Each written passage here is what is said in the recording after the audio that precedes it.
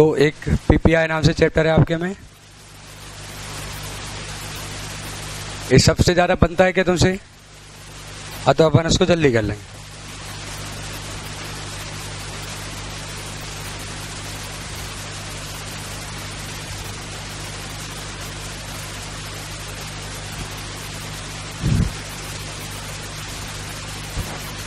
हम speed maintain करेंगे ना, तुम उसकी टेंशन मत लो, बस तुम्हारा प्रॉपर रिस्पांस बहुत जरूरी है। ठीक है, प्रॉपर रिस्पांस होना चाहिए कि सर ठीक है, स्पीड बढ़ा सकते हैं, स्पीड कम कर सकते हैं। तो अपन तीनों बातों का वेटेड एवरेज निकाल के स्पीड पे काम कर लें। करें शुरू यहां से। ये चैप्टर ऑलमोस्ट हर एक अटेम्प्ट में 8 नंबर का पूछ लेते हैं वो, एक कभी कभी 10 का पूछा गया, और कुछ टाइम पे ये 12 मार्क्स का भी आया है। 8 से 12 नंबर का इससे सरल टॉपिक पूरे सिलेबस में कोई नहीं हो सकता। देखिए सबसे सरल टॉपिक है जो 8 से 12 नंबर तक का पूछा जा सकता है। अभी तुम्हें सीट मिलेगी तो उसमें देख लेना। तो हम इसको शुरू करते हैं। तो 8 से 12 नंबर का इसका कवरेज है, और इसमें थ्योरी भी पूछी जाती है प्लस प्रैक्टिकल भी पूछे जा सकते हैं। अगर थ्योरी पूछी गई, और जो कि पूछी गई है कई बार, तो 4 मार्क्स तक की थ्योरी पूछी जा सकती है। ये पूछा जाता था आईपीसी से 4 मार्क्स। इंटर में सारे क्वेश्चन कितने मार्क्स के आते हैं? 5 या 10 या 20। ठीक है, एक बार ठीक है समझ लें कि इंटर का जो सिलेबस है वो 5 के मल्टीपल में क्वेश्चन बनाता है, और जो आईपीसी है वो 4 के मल्टीपल में क्वेश्चन बनाता है। ठीक है, जैसे इंटर में क्वेश्चन कितने का आएगा? या तो 5 या 10 या 20। और आईपीसी में कितने का आएगा? 4 या 8, 12, 16। क्लियर है? मतलब ये छोटी छोटी बातें हैं तुम्हारे लिए। तो 4 से 5 मार्क्स की थ्योरी भी पूछी जा सकती है। तो जितनी थ्योरी पूछी जा सकती है उस पर अपन कवर कर लेंगे। 8 से 12 मार्क्स का प्रैक्टिकल पूछा जा सकता है, कभी कुछ कभी कुछ। और ये बहुत ही ज्यादा सिंपल है ये चैप्टर। तो इसमें प्रैक्टिस करना शुरू कर, लिखते जाना क्या पूछा जाना है। कुछ चैप्टर है जिनमें से कभी थ्योरी नहीं पूछेंगे। अच्छा, थ्योरी नहीं पूछेंगे तो आप क्रैश बैच में बैठ के थ्योरी क्यों पढ़ेंगे? समझ में आ रही है आपको बात? हमें रिलेवेंसी का बहुत ध्यान रखना है। या लिखना है आपको कि थ्योरी भी पूछते हैं और प्रैक्टिकल भी, ताकि आप इसकी थ्योरी देखें अच्छे से।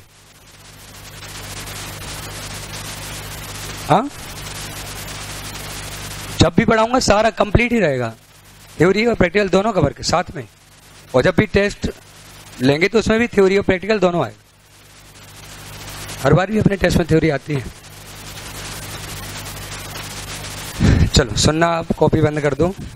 थक गया मैं इतने जल्दी जल्दी, मैंने क्या बोला है सर? नहीं, मुझे 15-20 मिनट टाइम लगेगा इसको समझाने में। मैं पूरा टाइम समझाने में लगा दे रहा हूँ। उसके बाद कोई डिस्कशन नहीं होना, स्पीड से करेंगे। सही से कोऑपरेट करा तुमने तो कल चैप्टर खत्म। तेज नहीं पढ़ेंगे हम, बिल्कुल बहुत आराम से पढ़ेंगे, लेकिन वो चैप्टर ही ऐसा है, मैं क्या करूं। देखें, ऐसा होता है कई बार कि आप एक फर्म ओपन करते हैं, दिखाई दे रहा है? आपने यहां पे क्या किया, एक फर्म ओपन की। ठीक है, आप इसको रन कर रहे थे। अब पार्टनरशिप फर्म आपको रन कर रहे थे, आप बिजनेस कर रहे थे। पार्टनरशिप फर्म की कुछ कमियां होती हैं जो बहुत खतरनाक होती हैं। क्या कमी है पार्टनरशिप फर्म की? सबसे बड़ी कमी क्या है बताएं? अनलिमिटेड लायबिलिटी का होना। तो सपोज करें कि आप, कोई कुछ बोल रहा है क्या? ओके, ए एंड बी ने मिलके फर्म खोली। ठीक है, उन्होंने बिजनेस को रन किया। ए थोड़ा अमीर है तो बी क्या है? थोड़ा और अमीर तो लिखूंगा नहीं, गरीब है। ए पार्टनर है। अब पार्टनरशिप फर्म में ऐसा होता है कि अगर आपकी फर्म ने कोई लोन ले लिया और फर्म इनकेपेबल है चुकाने के लिए, तो बैंक जिससे भी चाहे उससे पैसा रिकवर करा सकता है।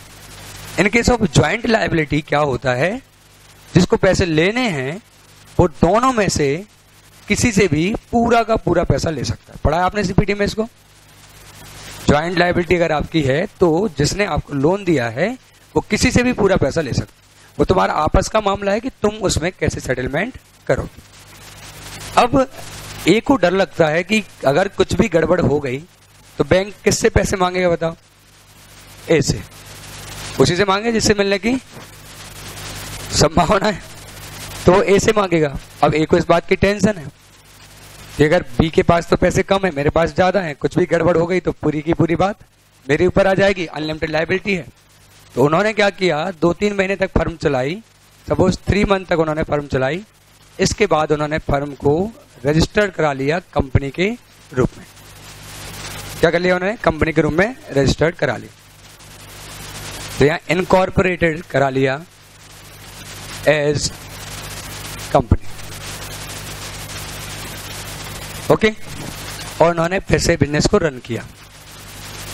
और आज 1 साल बाद, यहां से लेके 1 साल बाद, ये था 1 अप्रैल 2016, यहाँ 31 मार्च 2017 तक उन्होंने काम किया। अब जो यहां काम किया गया, यहां जो भी अर्निंग होगी वो किसकी अर्निंग होगी? कंपनी की। और यहां जो प्रॉफिट हो रहा है वो किसका है? फर्म का। ठीक है, तो यहां का जो प्रॉफिट है वो फर्म का प्रॉफिट है, और यहां का जो प्रॉफिट है वो कंपनी का प्रॉफिट है।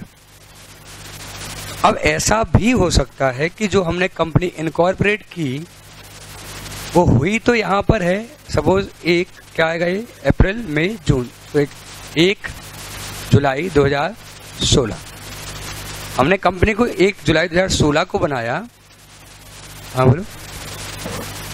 अच्छा, 1 जुलाई 2016 को बनाया। ऐसा आपने सुना है कि हम किसी के बिजनेस को रेट्रोस्पेक्टिव इफेक्ट से एक्वायर कर लें?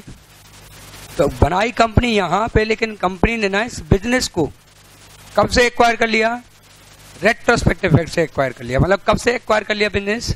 1 अप्रैल 2016 से बिजनेस एक्वायर कर लिया। मतलब कंपनी का रजिस्ट्रेशन यहां पे हुआ है, कंपनी की लीगल आइडेंटिटी यहां पे क्रिएट हुई है, एक कंपनी ने इस बिजनेस को एक्वायर कर लिया और एग्रीमेंट में लिखा गया कि business is acquired with effect from 1 अप्रैल 2016। मैं 1 अप्रैल 2016 से इस बिजनेस को क्या कर रहा हूं? एक्वायर कर रहा हूं। तो अब बताएं पूरा प्रॉफिट किसका हो जाएगा? कंपनी ने इसको, फर्म को एक्वायर कर लिया। कब से एक्वायर किया? 1 अप्रैल से एक्वायर कर लिया। तो पूरा प्रॉफिट किसका हो जाएगा? कंपनी का हो जाएगा।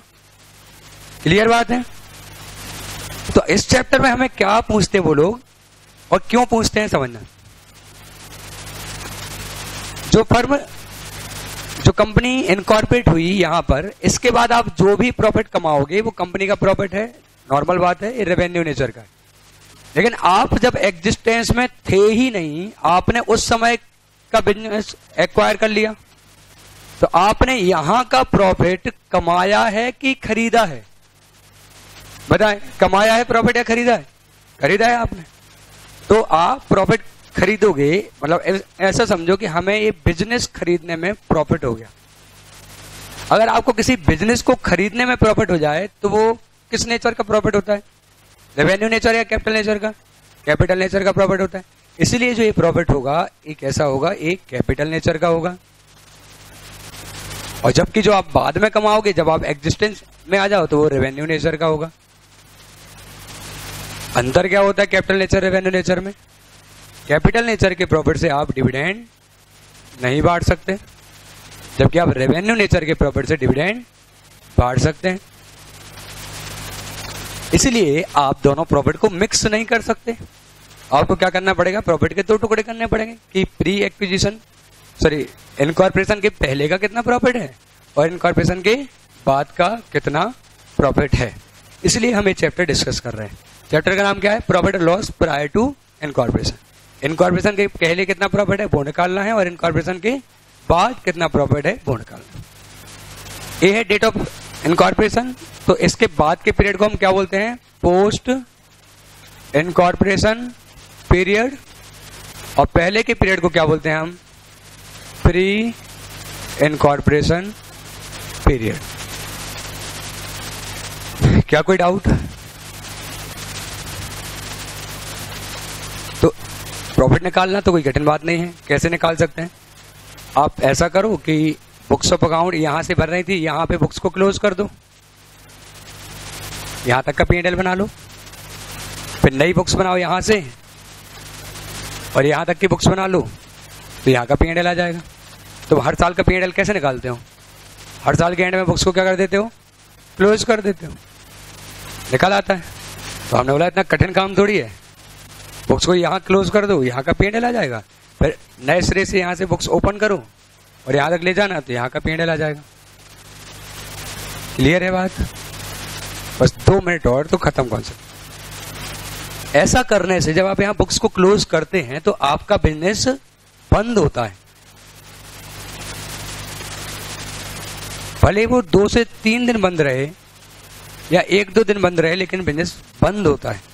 आप कहीं जाएं जहां स्टॉक ऑडिट चल रही हो, आप कभी ICI में पहले फिजिकल फॉर्म में बुक्स मिलती थी, आप बैंक चले जाओ DD बनवाने, 31 मार्च के दिन वो DD नहीं बनाएगा, 28 मार्च को नहीं बनाएगा, 28, 29, 30, 31 वो मना कर देगा कि DD नहीं बन रहा है। क्यों नहीं बन रहा है? बोले ऑडिट चल रही है। ऑडिट चल रही तो ऐसा क्या है कि आप DD बनाने से मना कर रहे हैं? वो काम को क्या करते हैं? रोकते हैं ताकि चीजें मिक्स ना हो। आपको इस क्लास के बेंच की काउंटिंग करनी है। अब एक दरवाजा खुला है, वहां से बेंच आ रही है, यहाँ से जा रही है, आ रही है, जा रही है, तुम काउंट कर रहे हो, बीच में नई बेंच रख गई, निकल गई, तो आपका यही काम थोड़ी है यार। तो तुम क्या करोगे? पहले तो दोनों दरवाजे बंद कर दो, 2 मिनट रुक जाओ, अब काउंट करने दो। इसे बोला जाता है कट ऑफ प्रोसीजर। क्या बोलते हैं इसको? Cut off procedure. कट कर दो, है ना, आना भी बंद और जाना। अब मैं यहाँ 1 घंटे में या 5 मिनट में काउंटिंग कर लूंगा, फिर तुम करते रहना। ऐसे जब बुक्स ऑफ अकाउंट क्लोज करी जाती है तो 1 से 2 दिन का क्या होता है, काम में डिस्टरबेंस आता है। तो आप अगर डिस्टरबेंस करवा सकते हैं तो ठीक है, आप यहाँ बुक्स ऑफ अकाउंट बंद कर दो, 2-3 दिन काम बंद रहेगा, लेकिन यहाँ का करेक्ट P&L आ जाएगा। फिर अपना नए तरीके से बुक्स बनाना, तो यहाँ तक चले जाना। या फिर आप क्या कर सकते हो कि बिजनेस को मत बंद करो, चलने दो, पूरे साल के ट्रांजेक्शन चलने दो। और P&L कहाँ बनाओ? सीधा यहाँ पर। अब जो यहाँ P&L बनेगा वो यहाँ से लेके यहाँ तक का बनेगा कंप्लीट, और उस P&L को किसी रेशनल बेसिस पर 2 टुकड़ों में बांट दो, तो वो जाएगा प्री और पोस्ट इनकॉर्पोरेशन का प्रॉफिट। ओके, जैसे मैं एक एग्जांपल लिख रहा हूं बहुत छोटा।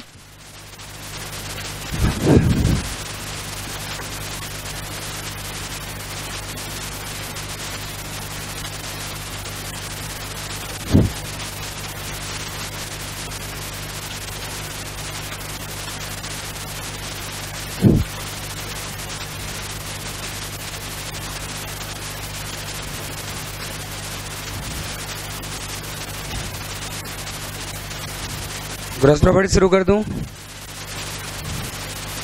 ग्रॉस प्रॉफिट मतलब सेल्स माइनस COGS, ठीक है। तो सपोज करें मुझे ग्रॉस प्रॉफिट हुआ कितने का? 3 लाख का। मेरे अदर एक्सपेंस दिए गए हैं। अदर एक्सपेंस में सैलरी का खर्चा है, रेंट का खर्चा है, कमीशन ऑन सेल है, डिस्काउंट ऑन सेल है, बैड डेट का खर्चा है, ठीक है, एडवर्टीजमेंट का खर्चा है। अभी खर्चे दिए गए, सपोज 30,000, 20,000, 9,000, 12,000। अच्छा, ऊपर नंबर ने बहुत सारा अमाउंट ले लिया है, तो यहाँ 90,000 ले लो, यहाँ 40,000 ले लो, 30,000, 12,000, 8,000 और कोई भी अमाउंट ले लो, 30,000 सपोज। कितने का नेट प्रॉफिट आ जाएगा बताएं?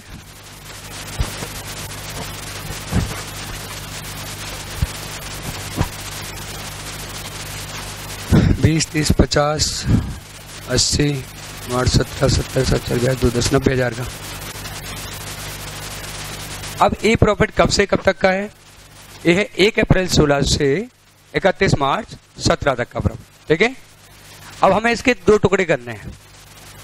अब 2 टुकड़े कैसे करें? तो क्या हम इस 90,000 को टाइम के हिसाब से बांट दें, 3 महीने और 9 महीने, मतलब हो जाएगा 3:9 के रेशियो में बांट दें, तो आ जाएगा प्री का प्रॉफिट। कितना आ रहा है बताएं? 22,500 और 67 तो हम ऐसा कर सकते हैं कि हम पूरा प्रॉफिट निकाल लें और प्रॉफिट को 2 टुकड़ों में बांट दें कि अगर 12 महीने का प्रॉफिट 90,000 रुपए है तो 3 महीने का प्रॉफिट 22,500 होगा और 9 महीने का प्रॉफिट 67,500 होगा। हम ऐसा कर सकते हैं। जब हम ऐसा करते हैं तो हम एक गलती कर रहे हैं। इसमें ठीक है, जल्दी जल्दी तो नहीं बोल रहा हूं मैं, तुम्हें तो धीरे भी लग रहा होगा, ये चैप्टर तुम्हें ज्यादा आता है मुझे पता है, लेकिन हमें सब कुछ शुरू से ही करना पड़ेगा डिस्कस। अब जब मैंने इस 90,000 को 3:9 में बांटा, मतलब मैंने किस रेशो में बांटा? टाइम रेशो में। तो मैं ऐसा बोल रहा हूं कि पूरा 90,000 का जो प्रॉफिट है ना वो टाइम के रेशो में हुआ है, यानी हर महीने प्रॉफिट इक्वल हुआ है, तो 3 महीने में इतना और 9 महीने में इतना। अब नेट प्रॉफिट को टाइम के रेशो में बांटते हो, इसका मतलब ये हुआ कि आपने ग्रॉस प्रॉफिट भी किस रेशो में बांट दिया और सारे एक्सपेंस भी किस रेशो में बांट दिए? टाइम। सही है ना? आपका प्रॉफिट भी टाइम रेशो में होगा, खर्चे भी टाइम रेशो में होगा, तभी नेट प्रॉफिट टाइम रेशो में होगा। लेकिन यहां कुछ खर्चे हैं जिनका टाइम से संबंध है, जैसे सैलरी है 90,000 की, तो सैलरी का टाइम से संबंध है कि भाई 1 महीने में अगर 2,000 लगेगा तो 12 महीने में 24,000 लगेगा। रेंट का रिलेशन टाइम से है कि भाई 1 महीने में 1,000 लगेगा तो 12 महीने में 12,000 लगेगा। लेकिन कमीशन ऑन सेल का संबंध टाइम से नहीं है कि हर महीने में 15,000 की कमीशन देता हूं सेल पे, ऐसा नहीं होता। अगर आप मैनेजर को कमीशन देते हो सेल पर तो वो सेल का 5%, 2% या 10% दे रहे होगे, तो वो किस पे डिपेंड करेगा? टाइम पर या सेल पर डिपेंड करेगा? सेल पर। तो इसको आपको सेल के रेशो में बांटना चाहिए था। डिस्काउंट ऑन सेल किस पे डिपेंड करेगा? टाइम पर। वो हर महीने हम 500 रुपए का डिस्काउंट देते हैं, किसको? मतलब बिकेगा तो डिस्काउंट होगा, नहीं बिकेगा तो नहीं होगा, तो सेल्स रेशो। और पैसे डूबेंगे तो टाइम के हिसाब से नहीं डूबेंगे कि हर महीने 500 डूबते हैं, वो तो जितना उधार माल बिकेगा उस हिसाब से संभावना बनेगी कि डूबेगा या नहीं डूबेगा। तो ऐसी बहुत सारी चीजें हैं जिनका टाइम से संबंध है और ऐसी बहुत सारी चीजें जिनका सेल से संबंध है। तो आप रैशनल तरीके से चीजों को बांटें। आपने 90,000 को टाइम के रेशो में बांट दिया, गलत कर दिया। तो मैंने कहा क्या करें? तो तुमने बोला कि सैलरी और रेंट तो टाइम के हिसाब से बांट दो कि भाई साल भर का 90,000 है तो 3 महीने का कितना होगा, 9 महीने का कितना होगा, इसको आप टाइम पे बांट दो। लेकिन जो कमीशन ऑन सेल है वो टाइम के हिसाब से नहीं बंटना चाहिए, वो किस रेशो में बांटना चाहिए?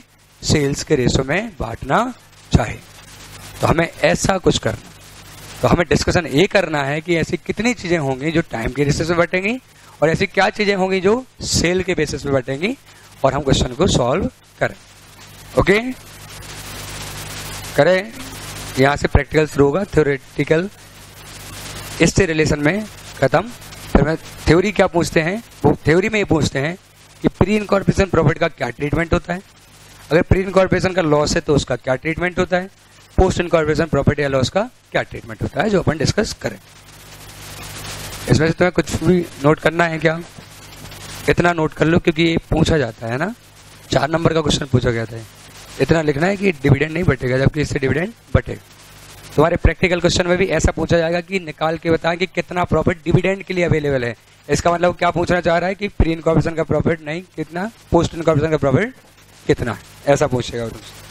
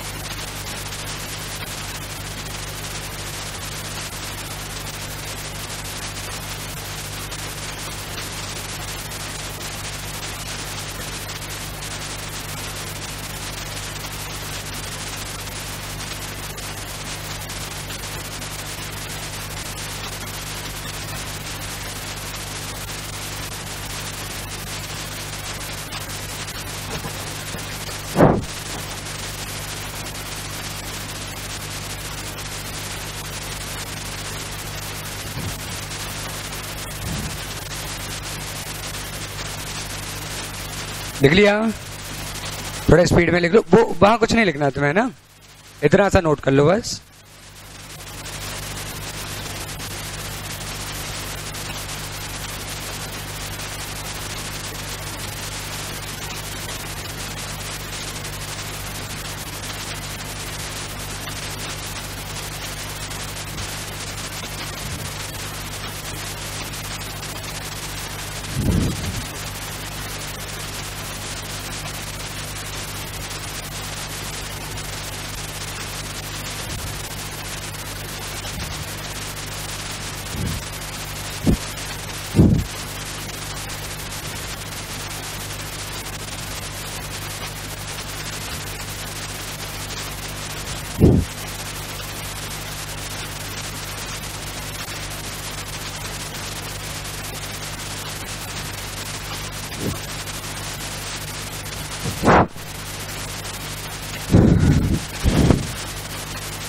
कर दे साहब।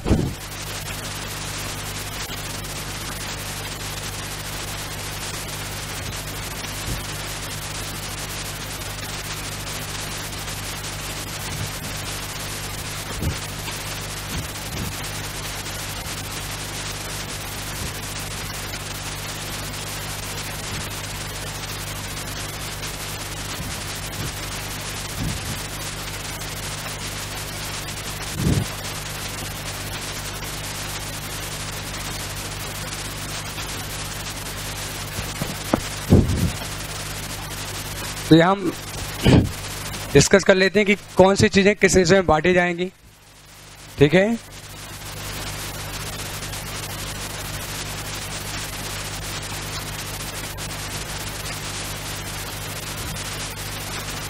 पहला देखना, ग्रॉस प्रॉफिट किस रेशो में बटेगा? क्या टाइम के हिसाब से होता है या जितना जितना सेल होता जाएगा?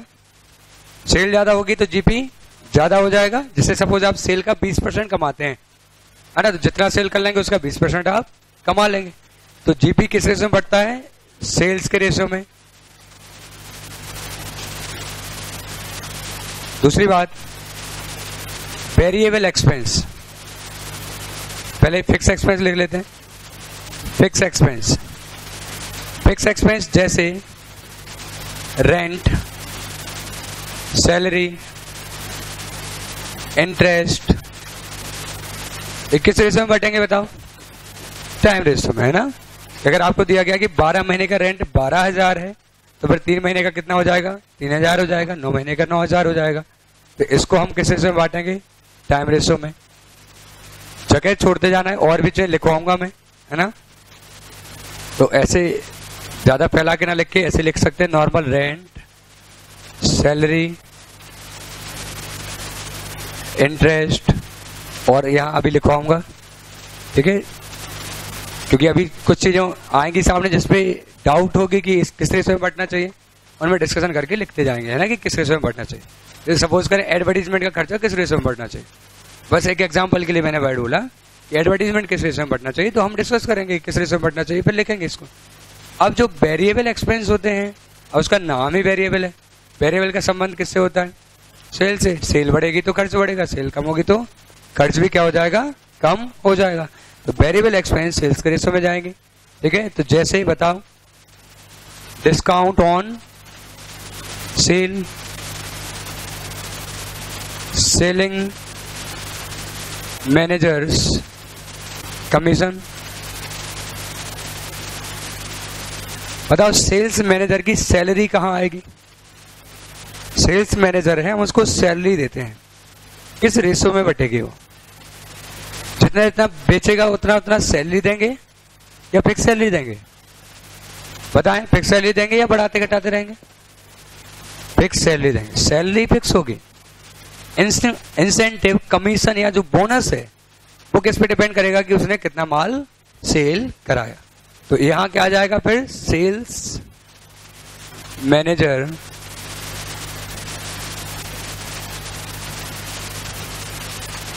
कमीशन। कहां लिख दिया मैंने? सॉरी, सैलरी लिखना था ना, सैलरी। बताएं, जनरल एक्सपेंस जो ऑफिस में होते रहते हैं वो किस रेशो में बटेंगे, टाइम या सेल्स? पक्का? हाँ, जैसे सफाई का खर्चा हो गया, लाइट का खर्चा हो गया, ये सब नॉर्मली क्या होगा, टाइम के रेशो में बटेंगे। तो जनरल एक्सपेंस या कभी आपको बोला जाए trade expense, trade expense normal होते हैं, सेल से संबंधित नहीं होते।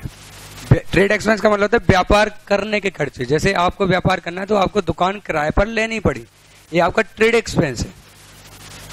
ठीक है, ओके। अब आप बताना एडवर्टीजमेंट का क्या होगा, है ना। मैं यहाँ जो अलग है उनको यहाँ लिखते हैं।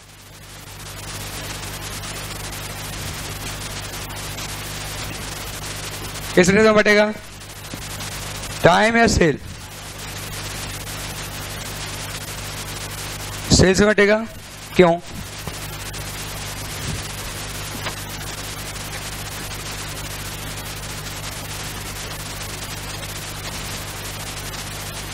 इनका ऐसा कहना है कि अगर हम एडवर्टीजमेंट कर रहे हैं तो सेल के लिए कर रहे होंगे, इसलिए खर्चा किस से बढ़ना चाहिए, सेल्स में।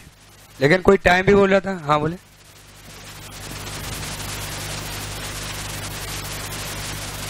ठीक है, बिल्कुल इनका बिल्कुल करेक्ट लॉजिक है, तुम्हारा भी बिल्कुल करेक्ट लॉजिक है, कोई सुने। इनका लॉजिक ये है कि हम सेल कर रहे हैं एक्सपेक्टेशन के साथ कि सेल होगी, सॉरी एडवर्टीजमेंट कर रहे हैं एक्सपेक्टेशन के साथ कि सेल होगी। जरूरी नहीं है कि सेल हो सकता है एडवर्टीजमेंट करो कोई फायदा ना मिले। अब और इसको डेप्थ में जाते हैं तो कई तरीके के एडवर्टीजमेंट होते हैं। जैसे आप एफएम में निकलवा रहे कि आपने रेडियो एफएम में एडवर्टीजमेंट कराया कि सेंट्रल मॉल में सेल लगी है, सेल लगी है, सेल लगी है, 60% डिस्काउंट, 60% डिस्काउंट। अब इसका पर्पस क्या है, जो इस पर्टिकुलर एडवर्टीजमेंट का क्या इसका लॉन्ग लास्टिंग इफेक्ट पड़ने वाला है, क्या ये ब्रांड वैल्यू बना रहा है? नहीं, ये तो केवल क्या बता रहा है कि आज सेल लगी है, खरीद सको तो खरीद लो। इसका पर्पस, पूरा पर्पस क्या है, सेल को प्रमोट करना, और कहीं हद तक सेल प्रमोट होती भी है। लेकिन अगर आप मधुबन चौराहे पे एक होर्डिंग लगवा दें जो 12 महीने लगी रहे कि किसी जैसे आपने वीवो का एडवर्टाइजमेंट देखा, लगा है 12 महीने तक। अब वो जितनी भी रेलिंग जो थी रोड पर, वो किसकी, आई बस वाली, उसमें वीवो वीवो वीवो वीवो पूरे में लिखा हुआ है। और ऐसा नहीं होता होगा कि आज लगा लो कल निकाल लेना, कोई नेता थोड़ी आ रहा है कि पोस्टर आज लग गए कल निकल जाएंगे। तो आपने क्या किया, 1 साल का या 6 महीने का कॉन्ट्रैक्ट किया कि वीवो के जो फ्लैक्स वगैरह है कितने कब तक लगे रहेंगे, 1 साल तक लगे रहेंगे। या आपकी कोचिंग है, सच सपोज अपन ने लिखवा दिया मधुबन पे फीफो अकेडमी, ठीक है, और वहां लगा हुआ है मधुबन पे बहुत बड़ी होल्ड है, और कितने साल का कॉन्ट्रैक्ट है, 1 साल का। तो अब इसका जो खर्च है, बात ये नहीं कर रहा हूं मैं कि फायदा 1 साल ही मिलेगा या आगे भी मिलेगा, बात वो नहीं कर रहा हूं मैं, एक्सपेंस कैसे अक्रू होगा। तो उन्होंने बोला कि आपको अगर होर्डिंग लगानी है तो 1,20,000 रुपए लगेंगे साल के, मतलब आपको हर महीने का कितना होर्डिंग का चार्ज लगेगा, आपको वहां लगवाने का 10,000 रुपए हर महीने का चार्ज लगेगा। अब आपने एडवर्टीजमेंट करा दी, स्टैंडिंग ऑर्डर देके कि ठीक है 1 साल का कॉन्ट्रैक्ट कर लो, हम तुम्हें 10,000 रुपए हर महीने के देंगे। अब ये एडवर्टीजमेंट का खर्चा किस रेशो में बटने वाला है, टाइम। फिर से समझना, मैं इस बारे में बात नहीं कर रहा हूं कि एडवर्टीजमेंट का फायदा कितने साल मिलेगा, और ना अकाउंटिंग में ऐसा कुछ देखा जाता है। वो तुमने 12th में पढ़ रखा है कि एडवर्टीजमेंट का फायदा 3 साल मिलेगा, तो डेफर्ड रेवेन्यू एक्सपेंडिचर वो 12th तक खत्म। और तुम कभी से फाइनल तक डेफर्ड रेवेन्यू एक्सपेंडिचर नाम से एडवर्टीजमेंट नहीं देखोगे। AS 26 में साफ साफ लिखा है कि आप खर्चों को डिफर नहीं कर सकते। AS में पैरा होते हैं, तो AS 26 में पैरा 56 नाम से, ठीक है। जब भी तुम पढ़ोगे ग्रुप 2 में पढ़ोगे तो AS 26 जो इंटेंजिबल वगैरह का होता है उसमें एक पैरा है, ठीक है, पैरा 56। उसमें साफ साफ लिखा है कि आप प्रिलिमिनरी एक्सपेंस को या एडवर्टीजमेंट के जो खर्चे हैं आप उनको डिफर नहीं कर सकते। खर्च जिस पीरियड का है उसी P&L में जाएगा, चाहे उससे कितना भी फायदा क्यों ना होने वाला हो, अनलेस आपको कोई और अकाउंटिंग स्टैंडर्ड इस बात की परमिशन दे। अगर कोई और अकाउंटिंग स्टैंडर्ड परमिशन दे रहे तो आप खर्चा को क्या कर सकते हैं, डिफर कर सकते हैं। नहीं तो अनलेस अदरवाइज स्टेटेड, जब तक कि कोई और कुछ ना बोले, तो ये 26 क्या बोल रहा है कि आप खर्चों को डिफर नहीं कर सकते। तो अपन वो बात कर ही नहीं रहे कि खर्चे का फायदा कब होगा। मैं ऐसा बोल रहा हूं कि अगर अपन ने 1 साल का कॉन्ट्रैक्ट लिया है और हर महीने 10,000 दे रहे हैं, तो एडवर्टीजमेंट का खर्चा किस बेसिस पे बटेगा, टाइम के बेसिस पे बटेगा। अदरवाइज सेल लगी है और अपन ने न्यूज़पेपर में पहला पेपर, न्यूज़पेपर में अलग से पेपर ऐड करा जाता है जब एडवर्टीजमेंट होती है, देख रहे हो आप, एक दो पेपर अलग से उसमें जुड़े हुए होते हैं, अच्छा मोटा पेपर आता है आपके पास, तो उसमें कब आता है वो 15 अगस्त या फिर क्रिसमस के टाइम आ रहा है या दीपावली के टाइम आ रहा है, तो वो एडवर्टीजमेंट का खर्चा कहाँ जाएगा, सेल्स के रेशो में जाएगा, उसका टाइम से संबंध नहीं, क्योंकि वो शुरू से लेके एंड तक के बेनिफिट के लिए नहीं किया गया। ऐसे बहुत सारे पॉइंट होंगे। तो एडवर्टीजमेंट का खर्चा normally if question is silent तो एडवर्टीजमेंट कहाँ जाएगा, क्योंकि नॉर्मली वो तभी होता है, अपनी एकेडमी कब एडवर्टीजमेंट करेगी, जब बैच बनने वाला है, फिर थोड़ा ठंडा पड़ जाएगा, फिर कब करेगी, जब रिजल्ट आएगा और बैच बनने वाला होगा, सही है ना। मॉल के बाहर क्या हो जाते हैं, वो पूरा फ्लैक्स वगैरह लगवा के 50% ऑफ करवा के लिखवा देते हैं, पूरे में रेलिंग में लगवा देते हैं, न्यूज़पेपर में आता है, FM में आता है, कब आता है, जब सेल होनी हो, सही है। तो एडवर्टीजमेंट का अगर क्वेश्चन साइलेंट है, इफ क्वेश्चन इज साइलेंट, तो आप एडवर्टीजमेंट का खर्चा किस रेशो में बांटोगे, सेल्स के रेशो में बांटोगे आप, ठीक है। लेकिन अगर क्वेश्चन ने बोला कि एडवर्टीजमेंट अंडर अ कॉन्ट्रैक्ट है और हर महीने इतना पेमेंट देना है, तो एडवर्टीजमेंट का खर्चा यहां भी आ सकता है इफ स्पेसिफाइड। दोनों बातों में अंतर समझ रहे हैं। क्वेश्चन साइलेंट है तो सेल्स रेशो, क्वेश्चन साफ साफ बोला है कि तो टाइम